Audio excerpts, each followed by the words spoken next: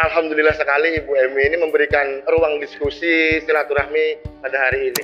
Mudah-mudahan Ibu selalu diberikan kelancaran, keberkahan, dan juga mudah-mudahan yang pasti sehat dan terus bisa berkontribusi untuk Banjarbaru. Kawan-kawan ini termasuk salah satu komponen yang memang mengetahui banyak terkait mengenai bagaimana dinamika penanganan masyarakat tidak mampu kita di lapangan.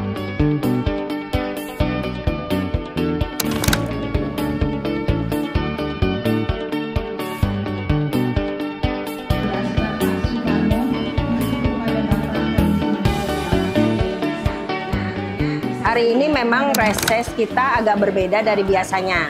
Jadi memang ini kita menyasar kawan-kawan relawan, kawan-kawan IPSM. Karena memang ada beberapa program dari kita yang sudah kita laksanakan, kita coba untuk diskusikan untuk mendapatkan masukan sebagai evaluasi. Misalnya contohnya tadi kawan-kawan IPSM ini adalah kawan-kawan relawan yang memang berjibaku dengan persoalan-persoalan sosial di masyarakat. Sehingga selain RT, selain lurah dan perangkat lainnya, kawan-kawan ini termasuk salah satu komponen yang memang mengetahui banyak terkait mengenai bagaimana dinamika penanganan masyarakat tidak mampu kita di lapangan. Sehingga penting bagi saya untuk menggali apa saja yang menjadi persoalan-persoalan di lapangan agar pada saat kita merencanakan satu kegiatan, satu program itu bisa lebih tepat sasaran.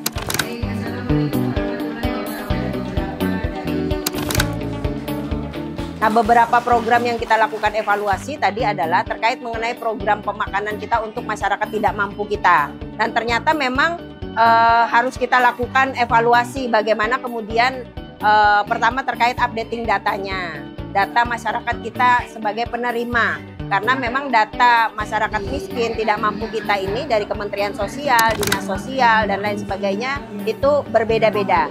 Sehingga perlu metode lain yang kemudian melibatkan kawan-kawan IPSM untuk mereport, untuk melaporkan dan mendeteksi bagaimana memang mana yang belum kita sentuh. Yang kedua terkait mengenai bentuk bantuan. Bentuk bantuan yang harus kita lakukan evaluasi adalah bantuan untuk yang disabilitas. Disabilitas itu kan tidak hanya bantuan pemakanan yang dibutuhkan, tapi misalnya dari sisi kebutuhan, misalnya anak-anak yang masih balita itu perlu bantuan susu, perlu bantuan pampers misalnya. Nah, item-item itu yang belum kita masukkan untuk bantuan kita di dinas sosial. Nah, itu dua hal yang dapat kita berikan masukan, yang itu bagian dari evaluasi.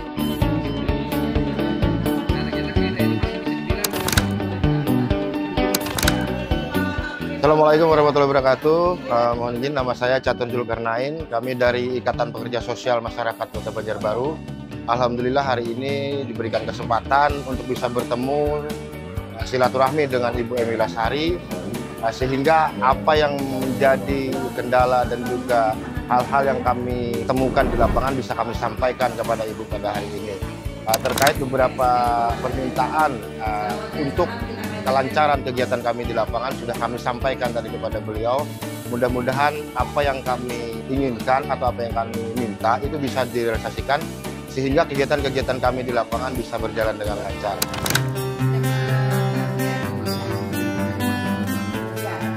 Tadi ada program untuk bantuan sekolah anak-anak kita yang tidak mampu. Nah, tadi ada usulan dan saran dari kawan-kawan IPSM bahwa kawan-kawan ini kan juga menghimpun donatur dari luar yang selama ini mendistribusikan bantuan sembako dan lain sebagainya untuk anak yatim. Nah, mereka berharap bahwa data dari mereka bisa kita masukkan ke Dinas Pendidikan terkait penerima bantuan untuk pendidikan anak. Walaupun tidak satu paket lengkap, tapi minimal alat tulis dan lain sebagainya. Dan kemudian kebijakan barunya adalah pemberian BPJS Tenaga Kerja. BPJS Tenaga Kerja itu kan dari kuota yang kita targetkan 4.500, itu datanya baru masuk kurang lebih sekitar 3.000. Nah, sehingga ini menjadi satu evaluasi bagi kita. Kita minta tadi untuk kawan-kawan IPSM memberikan masukan juga terkait mengenai salah satu persyaratannya. Persyaratan yang kita rumuskan dalam regulasi kita itu kan adalah penghasilan. Nah, tadi masukan kawan-kawan itu berdasarkan beban yang ditanggung pada keluarga. Nah, itu menjadi salah satu masukan kita yang nanti coba kita akan masukkan dalam regulasi yang memang sekarang sedang berproses.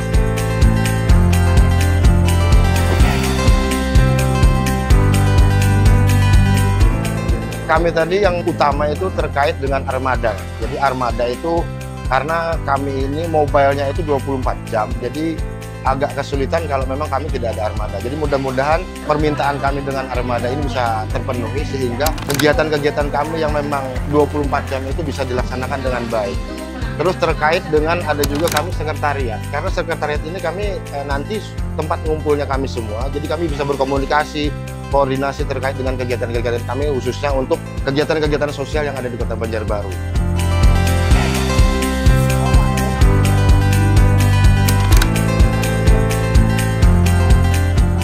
Sambil kemudian ada beberapa hal yang harus kita perjuangkan, bahwa pertama, dalam konteks pendampingan untuk masyarakat tidak mampu yang kemudian memerlukan layanan kesehatan, kawan-kawan IPSM ini berharap ada bantuan berupa unit ambulan.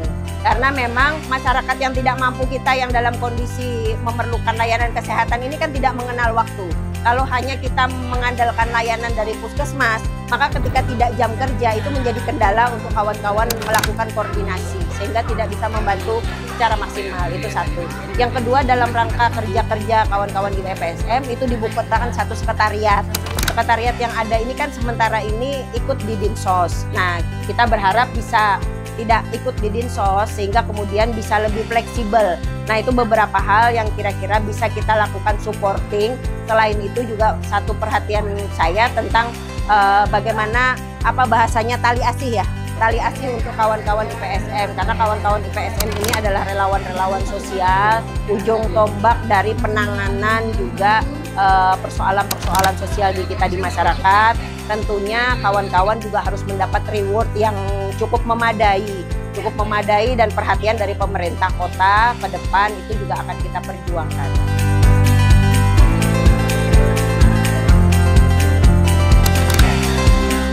Alhamdulillah sekali Ibu Emi ini memberikan ruang diskusi silaturahmi pada hari ini. Mudah-mudahan Ibu selalu diberikan kelancaran, keberkahan, dan juga mudah-mudahan yang pasti sehat dan terus bisa berkontribusi untuk Banjarbaru.